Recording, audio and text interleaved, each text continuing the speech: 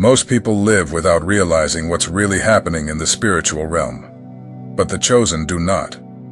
They feel early on that they don't fully belong to this system. Since childhood, they carry a different sensitivity, a deep perception, and a restlessness that won't let them live on autopilot. It's not confusion, it's a calling. The chosen were not made to live numb. That's why they often suffer more. They feel pain that isn't only theirs, sense heavy environments, pick up on hidden intentions, and carry a heart that doesn't learn how to harden. These gifts, when not yet understood, feel like a curse. The world calls weakness what God calls spiritual sensitivity. There are gifts that God places only in the chosen. Gifts that don't appear as visible blessings, but as weight, loneliness, easy tears, and difficulty fitting in. The chosen one tries to run, tries to adapt, tries to be like the others, but can't.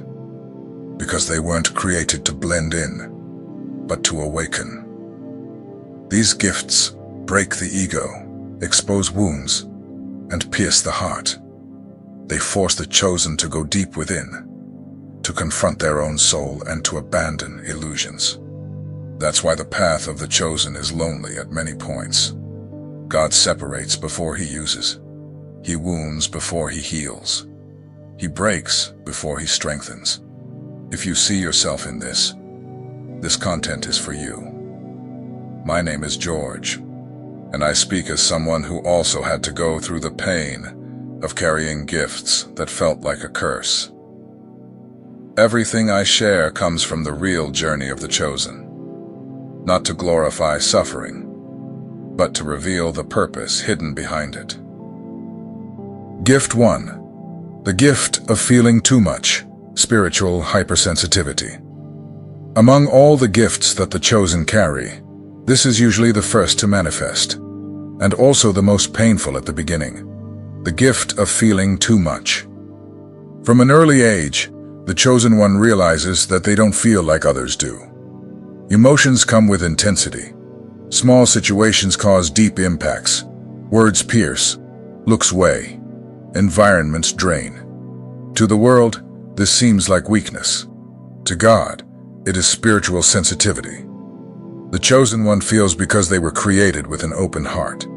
While many live protected by layers of indifference, the chosen one perceives pain in the air, hidden tension, unspoken sadness.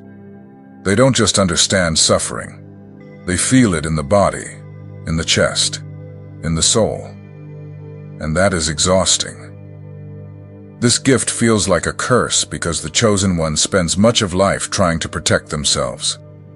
They wonder why they are so affected, why they can't simply ignore things, why they leave places exhausted where others leave energized.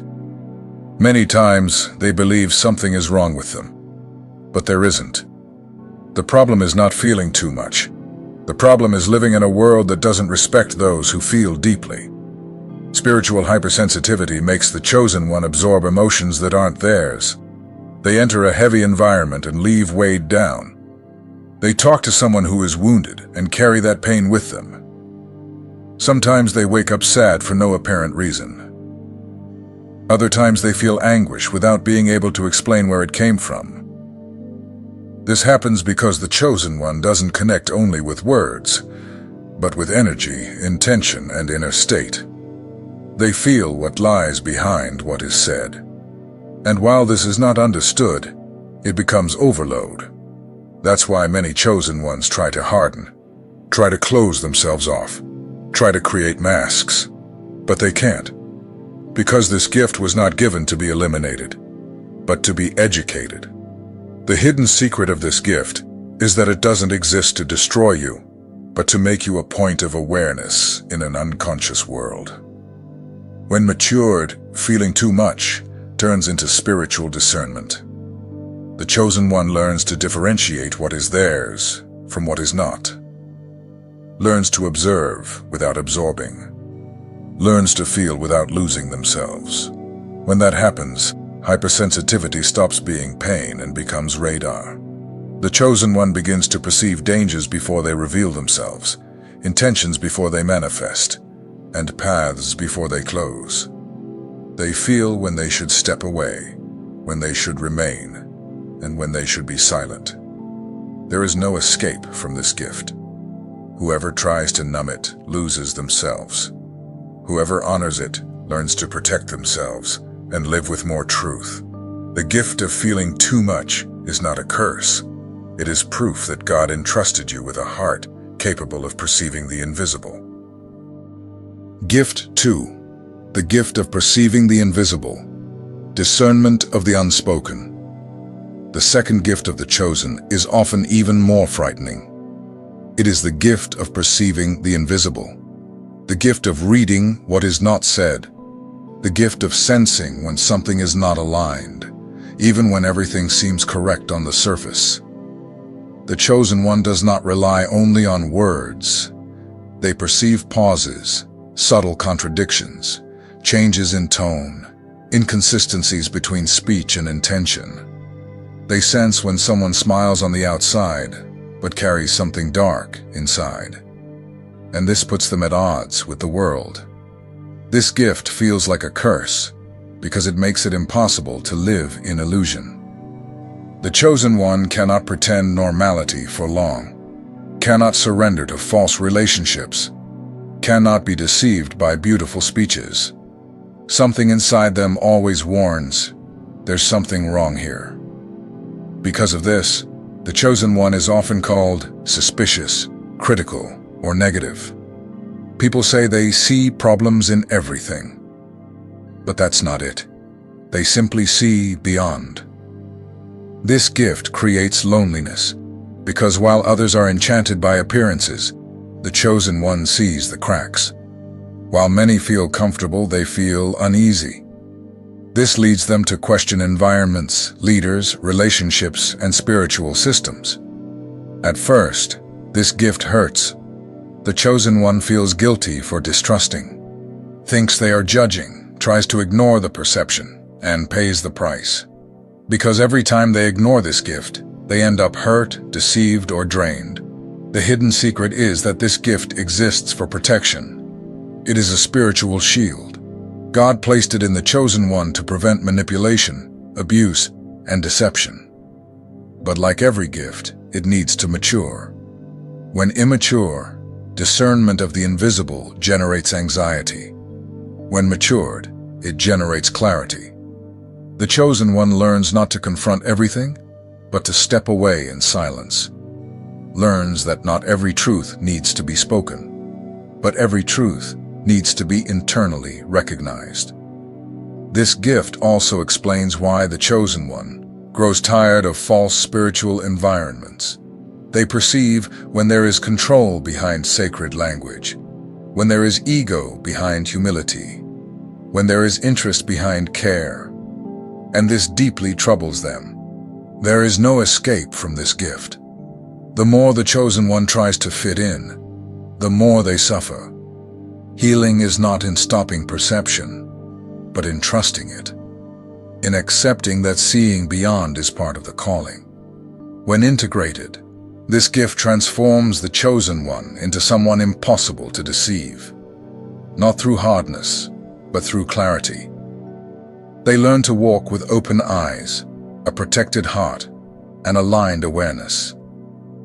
The gift of perceiving the invisible was not given to isolate you, but to guard you. And when you stop fighting it, you begin to walk with more safety, truth, and peace. Gift 3. The gift of forced solitude, not fitting in anywhere. Among the most misunderstood gifts of the chosen is the gift of solitude. It is not the common solitude of being alone by circumstance, but the solitude of not fitting in, even when surrounded by people. From early on, the chosen one feels that something is different. They participate, talk, coexist, but inside remain displaced. This gift feels like a curse because it hurts. It hurts to realize that superficial conversations exhaust, that crowded environments drain, that relationships based only on appearances do not sustain the soul. The chosen one tries to adapt, tries to be normal, tries to like what everyone likes, but something inside resists. And the more they try to fit in, the more they lose themselves. The world interprets this as arrogance, excessive shyness, or strangeness, but it's not. It's depth. The chosen one was not made to live on the surface. They need silence to breathe, truth to remain, and meaning to continue. Where this doesn't exist, they become ill. This gift manifests as sudden withdrawals, cycles that end without explanation, and a constant need to be alone to reorganize internally. Many times the chosen one blames themselves for this, thinks they are rejecting people, but in truth, they are trying to survive spiritually. In the Bible, we see this pattern repeatedly. God separates before he uses. Moses went to the desert. Elijah isolated himself. John the Baptist lived apart. Jesus frequently withdrew. Solitude was never punishment. It was always preparation. The hidden secret of this gift is that solitude builds spiritual depth. It is in silence that the ego falls, identity strengthens, and the voice of God becomes clearer. The chosen one learns not to depend on external approval, applause, or constant presence of others to feel whole. When this gift is not yet understood, solitude hurts. When it matures, it becomes refuge. The chosen one begins to choose silence over noise, truth over empty company, inner presence over constant distraction. There is no escape from this gift.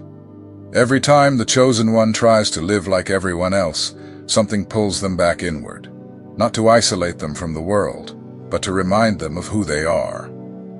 Solitude is not rejection. It is alignment.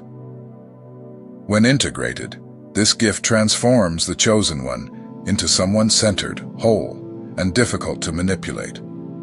Because those who know themselves in silence do not get lost in noise. Gift 4. The gift of breaking expectations, choosing yourself. The fourth gift of the chosen is one of the hardest to carry, the gift of breaking expectations. The chosen one simply cannot live the life others planned for them. Even when that would mean status, financial security, recognition, or family pride, something inside refuses. This gift feels like a curse because it generates judgment. People say the chosen one is wasting potential, being ungrateful, or avoiding responsibility. They don't understand why they don't want more, why they don't follow the traditional path, why they choose peace over position. But the chosen one understands. They feel when something imprisons them, even if it is considered success in the eyes of the world. Their heart refuses to be enslaved by a system that defines value only by production, money, or image. This gift creates deep inner conflicts. Guilt for disappointing others, fear of making mistakes, doubt about whether they are making the right choice.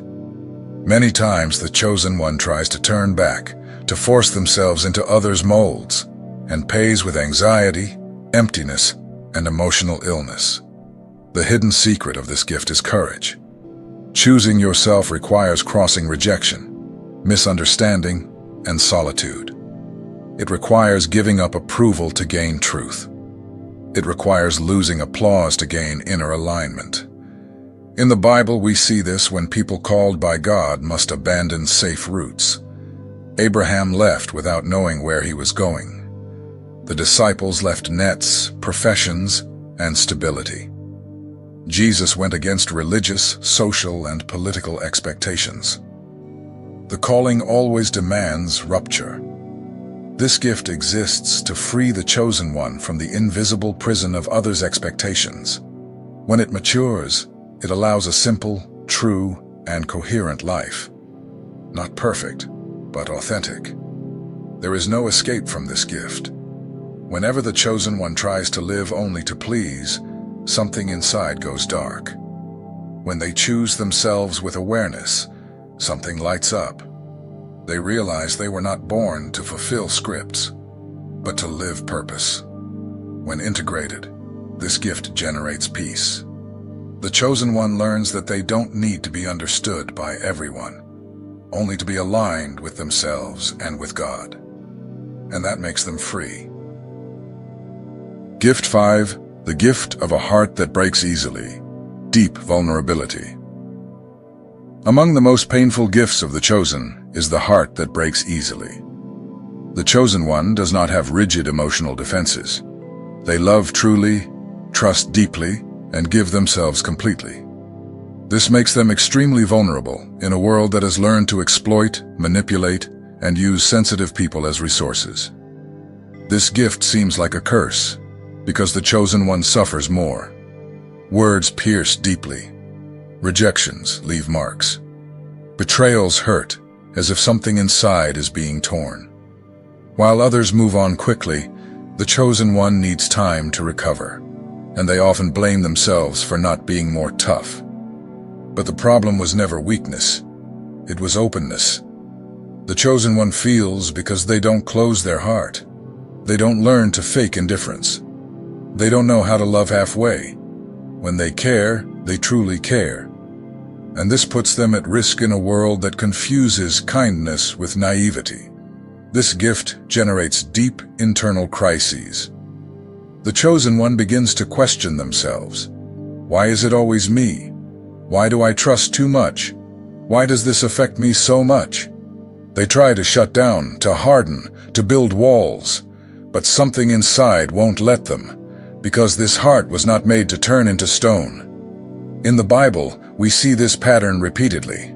Those most used by God were the ones who cried the most, suffered the most, and broke the most. Not because God hurt them, but because the world cannot handle open hearts. Still, God never commanded them to harden. He told them to persevere. The hidden secret of this gift is that the heart that breaks easily also heals deeply. Every pain endured expands awareness. Every fall teaches something no book ever could. When the chosen one goes through the healing process, they don't become cold. They become wise. Vulnerability, when matured, transforms into silent strength. The chosen one learns to love without abandoning themselves, to help without over-sacrificing, to be present without losing their identity. They learn that protecting the heart is not closing it, it's honoring it. There is no escape from this gift. Whenever the chosen one tries to harden, they lose their essence. Healing is not about stopping the feeling, but about learning to feel with awareness. When that happens, the heart ceases to be an open wound and becomes a source of healing for others. The vulnerable heart is not a curse. It is proof that the chosen one carries a kind of strength that does not destroy. It transforms. Gift 6. The gift of tears. Soul-deep empathy. The sixth gift of the chosen is often ridiculed by the world. The gift of tears. The chosen one cries easily. Cries at the sight of another's pain. Cries at injustice. Cries over situations that don't even directly affect them. And for this, they are called weak, overly emotional, or dramatic. But this gift is not uncontrolled emotion. It is deep empathy. The chosen one doesn't observe pain from the outside. They step into it. They feel the weight of the other person in their own body. News affects them. Strangers' stories pierce them. Heavy environments tighten their chest. And often, they can't explain why they are crying. This gift seems like a curse because it exposes. Tears reveal sensitivity in a world that values emotional control. The chosen one learns early to be ashamed of crying. They learn to hold it in, to hide, to suppress. But the more they suppress, the more the body suffers. The hidden secret of this gift is powerful. Not everyone can cry. Many have lost this ability. Their hearts have hardened so much that tears can't find their way out. If you cry, it's because your heart is still alive, open, and connected. Tears are a spiritual language. They express what the mind cannot translate. They are a form of communion. When the chosen one cries, they are not weak. They are connected. Connected with others, with the world, and with something greater. In the Bible, tears were never despised. God counts them, keeps them, and honors them. They are not a sign of defeat, but of profound humanity. The most sensitive were those who best understood the suffering of others. This gift becomes heavy when the chosen one doesn't learn to protect themselves. They cry for the entire world and forget themselves. They absorb pains they cannot carry. For this reason, many chosen ones live emotionally exhausted. The maturity of this gift comes when the chosen one understands they don't need to carry everything. They learn to feel without drowning. They learn to allow tears to flow, but also to rest.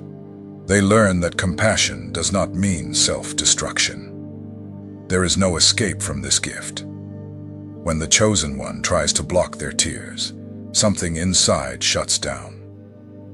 When they allow them to flow with awareness, something aligns.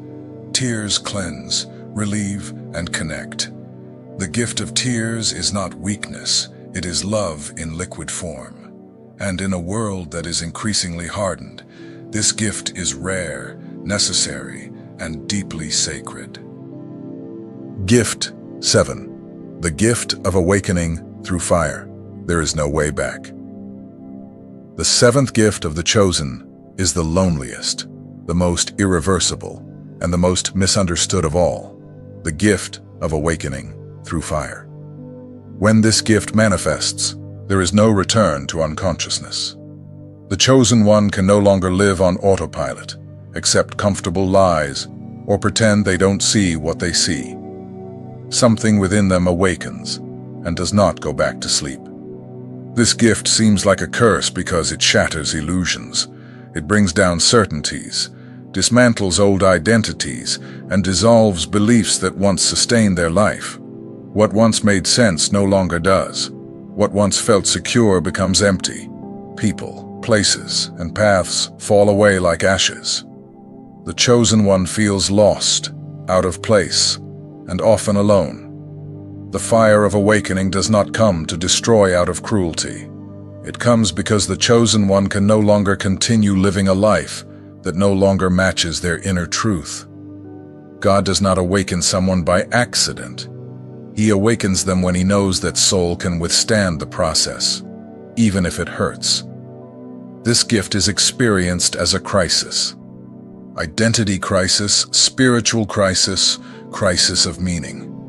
The chosen one questions everything: who they are, what they believe, why they suffer, why they see what others don't. Many times they ask themselves if they are going crazy, but they are not. They are waking up. In the Bible, fire always had a purpose of purification. Gold only becomes pure in fire. True faith is only revealed under pressure. Awakening through fire removes what is false, superficial, and imposed. It burns the ego but reveals the essence, burns others' expectations but reveals the calling. This gift feels cruel because it demands loss. The chosen one loses old versions of themselves, loses relationships that cannot bear their truth, loses easy paths, loses the ability to live asleep. But everything lost in this process was weight, not destiny. The greatest suffering of this gift is the solitude. Few understand what the chosen one is going through. They try to explain, but words fall short. Many think it's exaggeration, drama, or just a passing crisis. That hurts. But awakening does not require external understanding. It requires inner loyalty. If you've made it this far, it wasn't by chance. The gifts that seem like curses only weigh on those who have been called to feel, to perceive, and to go deeper. The chosen one doesn't receive these gifts to suffer without meaning, but to awaken consciousness, first within themselves, then in the world around them. What hurts today is often what will sustain your strength tomorrow. For a long time, you may have tried to run from who you are. You tried to harden your heart, silence your sensitivity, adapt to a world that does not welcome depth. but it didn't work. Because these gifts are not flaws to be corrected, but parts of your essence that ask for maturity, care, and direction. When you fight against them, you fragment. When you understand them, you align. The chosen are not born ready, they are shaped. And that process almost always involves pain, solitude, loss, and fire. But the fire doesn't come to destroy, it comes to reveal. Everything that isn't true falls away. Everything that is essence remains. In the end, you discover that you weren't broken to be discarded, but refined to become whole. These gifts do not separate you from the world out of arrogance. They separate you out of responsibility. Those who see more must walk with more awareness. Those who feel more must learn to protect themselves. Those who awaken can no longer pretend to be asleep. And this does not make you better than anyone, only more awake. If you recognize yourself in one or more of these gifts, know this: you are not alone. Many chosen ones spend years thinking there is something wrong with them, when in fact there is something active within them. Understanding transforms pain into direction. Clarity transforms weight into purpose. Now I want to hear from you. Comment below which of these gifts spoke to you the most, or which phase of the journey you feel you are in. Your comment can help other chosen ones who still feel lost, confused, or broken. Sharing your experience is also a form of light. And remember, this content is not meant to be watched just once. Come back whenever you feel overwhelmed, confused, or unsure of who you are. The gifts that today seem like a curse are the same ones that, when understood, reveal the calling you carry.